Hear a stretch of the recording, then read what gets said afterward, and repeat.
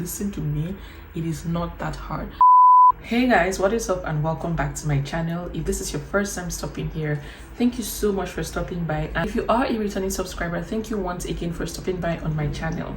So my name is Onyeka. For those of you who are new to my channel, I am a Nigerian Canadian YouTuber. I make videos all things lifestyle, healthcare, immigration, and nursing tips, which is what I'm doing today. So in order for you to stick around and to continue seeing this pretty face right here, please be sure to subscribe to my channel.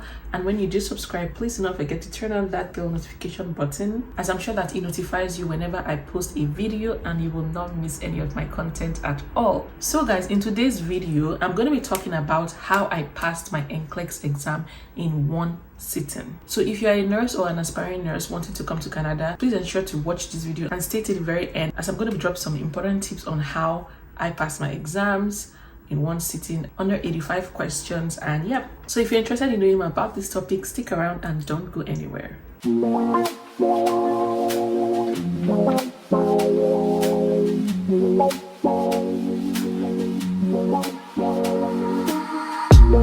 Can I dance for you? So if you're watching this video right now, you're probably interested in getting into the nursing profession, or you're about to take the NCLEX exam. And so before I get right on it, I'm just going to talk about what the NCLEX means, just in case this term is new to you. So the NCLEX examination is basically like a nationwide licensing exams for nurses, and this exam is written in the United States, Canada, and in Australia. The acronym basically means the National Council Licensure Exams for Registered Nurses, and there's two types. There's the one for the registered nurses and there's one for practical nurses, but they're very similar, if you know what I mean. So before I get right into the nitty-gritty of this video, I'm just going to give a brief background of my story, just in case you're new to my channel and this is the first time you're hearing from me. So I moved to Canada in the fall of 2018, and back in Nigeria I was a pharmacist. I practiced for about 2 years before coming to Canada for my master's program, and I had my master's in public health. So I also have a master's of public health from the University of Western Ontario, and then I worked for about a year before going back to nursing school in fall of 2020. So this was 2 years after I moved to Canada. I did the accelerated nursing program, and that basically means that you need to have a bachelor's degree first before pursuing this program. Like as the name implies, it's an accelerated. Some universities also call it the compressed program, and my program lasted for about 19 months. I believe it's one of the shortest in the country.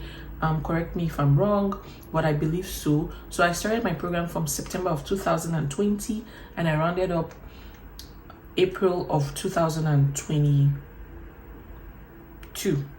So that was 19 months. I had 5 semesters with no breaks in between. The only break that I got was 2020 December and not necessarily a break.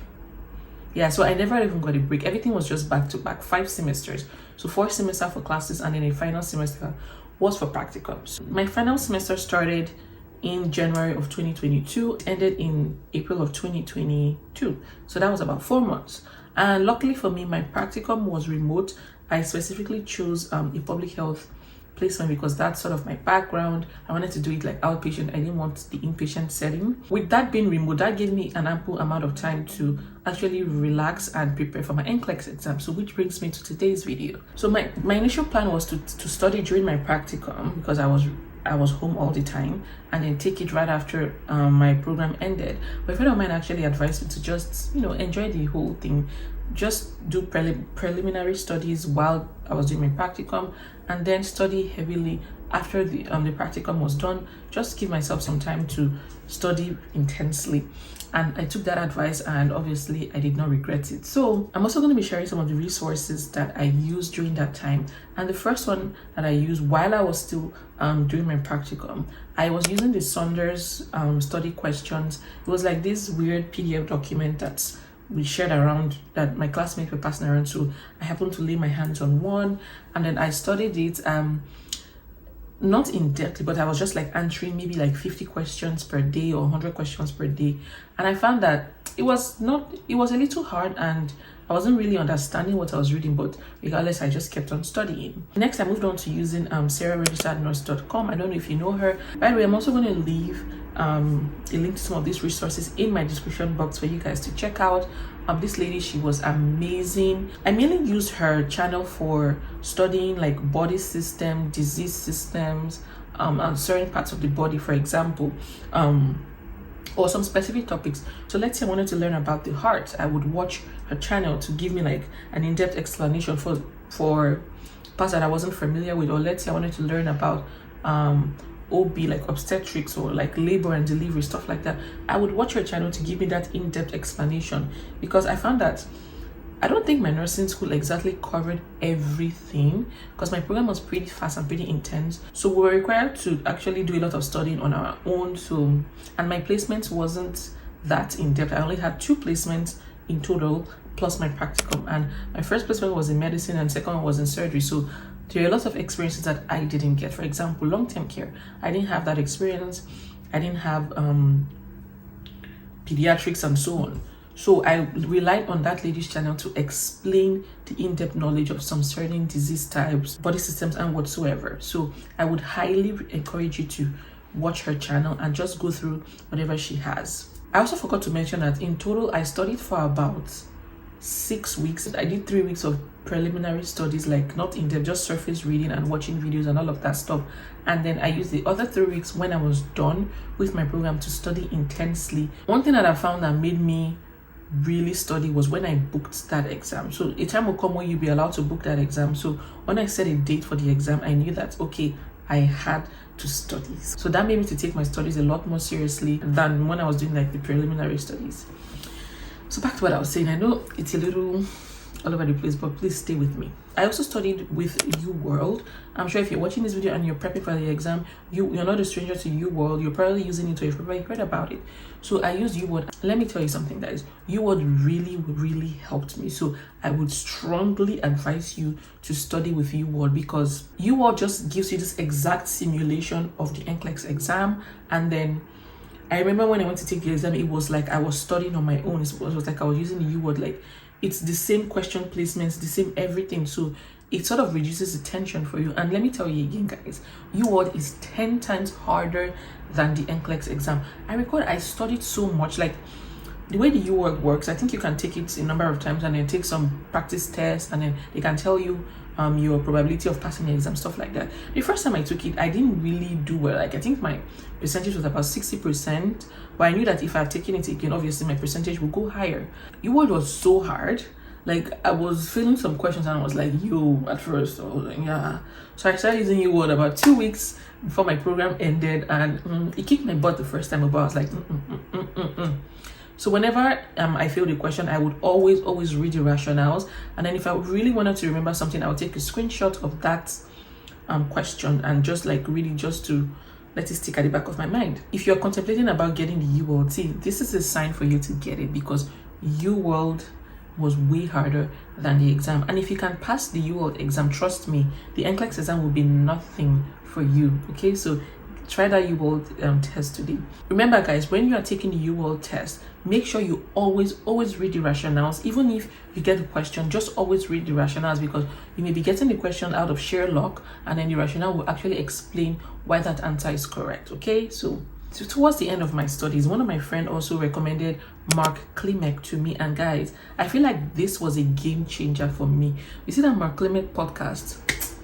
See, I don't even know what you're doing. I don't even know what you're doing. There's something you can pick from today's video. Mark Klimeck. Mark Klimeck's podcast, it's not like Nurse Sarah, who goes into like the body system, disease system, like explaining everything, you know, telling you the pathophysiology. No, what he does, he just basically teaches you tips and tricks on how to answer your questions. He's making you work smarter, not harder, if you get what I mean. And I found that it was really convenient for me to use Mark Klimeck's study guide, because it was like a podcast, so I could listen to it on the go in the car while I was doing like some chores in my house, and it was very convenient. So the way it works, I don't know if it's still on Spotify, but you can also check it on YouTube. It's probably somewhere on YouTube. He talks about like maybe 3 topics per episode and stuff like that. So, and there were about 10 or 12, I'm not really sure. And for me, I listened to it on ×2 speed, because I really wanted to get through the materials a lot faster, and I just don't know how to listen to something in regular speed, so I listen to it in a fast mode. See, guys, Mark Klimeck, he changed the game. He changed the game for me. He made me see things differently. For example, what happens to someone when they're under the influence of some certain drugs? Like, for example, you need to know what kind of drug is it. Is it an upper or is it a downer? For example, alcohol is a downer, cocaine is an upper. When you're taking an upper, everything goes down. And when you're taking a downer, everything goes up. Something like that. I hope I'm not explaining it wrong, but it just gives you a broad explanation of how things work. Not necessarily that you need to know the symptom of every disease condition. No, it just teaches you how to identify certain things. And see, just listen to that Klimeck podcast, and when you pass the NCLEX, come back and thank me later, okay? I also took down notes of some certain important things, like how to do the acid base calculation thingy, acidosis, and I don't remember again, but yeah, I took my notes down. I also wrote down some certain vitals and some lab figures and stuff like that. I feel like there's some things you need to just remember the value, like the range, okay? That was another thing that helped me, just writing down all of my specific lab values and just remembering them. So another aspect that I'm going to talk about will be calculations, drug calculations. Because I have a pharmacy background, so calculations was such a breeze for me. Even during nursing school, I didn't take pharmacology because I already done it in my previous undergraduate degree, so it was pretty easy. And I recall during my NCLEX exam, guys, I got a lot of calculations and I was just smiling my way through, just pressing that calculator and getting my answers right. God. So to wrap this up, I'm going to give some tips and tricks that I tried that worked for me, obviously, that maybe it may work for you, okay? So one of them will be take study breaks. There are some certain days that you're just feeling overwhelmed and nervous and nothing is really sticking. You're not really understanding anything that you are doing. Whenever you feel that way, just take a study break. Maybe take that day off. Don't study, or take 2 days off. Do something fun. Just, I don't know, clear your head, because sometimes it really gets to you. Just the thought of the exam really gets to you. And let me advise, guys, the exam is not that hard. It is not that hard. I recall when I was writing the exam, I was like, is this the famous NCLEX exam that everybody has been talking about and I've been killing myself over for the past few weeks? I was like, if I don't pass this exam today, I don't know what you guys want me to write, because this is all I know and I feel like these are pretty easy. So if I don't pass this exam, I'm not sure what I'm going to do, because yeah. So it is not that hard. I want you to relax. I want you to listen to me. It is not that hard. People are also making it sound harder than it looks. It is not that hard. One other tip that I tried that really helped me was that I didn't study a day before the exam. See, a day before the exam, when you're studying and beginning to feel some questions, trust me, you start questioning yourself, you start doubting yourself, and you do not need self-doubt close to your exam date, okay? So just trust that you have studied and just leave the rest for God, okay? Just do not study a day to the exam. So the morning of my exam, I just went through my lab figures and I was just skimming through some things that I wrote down, and that was it. I really didn't stress myself, because I told myself that I'm not going to learn anything new this morning. So why bother? Why make myself go through that stress? So I just, relaxed and went in. I recall when I started the exam, I was a bit nervous, as expected, but as I was going through it, it was pretty easy. And I think you're able to skip some questions if you don't want to answer it. I kept skipping some, so I just don't feel it, but they will go and meet you in the front. And I recall some people always used to say the questions used to cut off at about 70 or 75, but when I was answering it didn't cut off at 75, and that scared me a bit. But I was like, regardless, some people even get to 150 and still pass the exam. So I think when I got to 75 and it didn't shut off, I was like, okay, let's make it to 150. And then when I got to like 83, for some reason it just shut off. At first I was like, what's going on, like what's wrong? But and then I realized that my exam had ended. I think I knew that there was no way I was going to fail this exam, because it was pretty easy and I knew what I was doing. So when I got home, I also read somewhere that if you try to re-register for the exam and it doesn't let you, that means that you have passed the exam. So when I got home, I tried to re-register and it didn't let me. So I knew that it was good news. So I already passed the exam and I was so happy. But one of my friends, she tried to re-register and it let her register, but she still passed the exam. But later she said that she did something wrong, so that's why it let her re-register.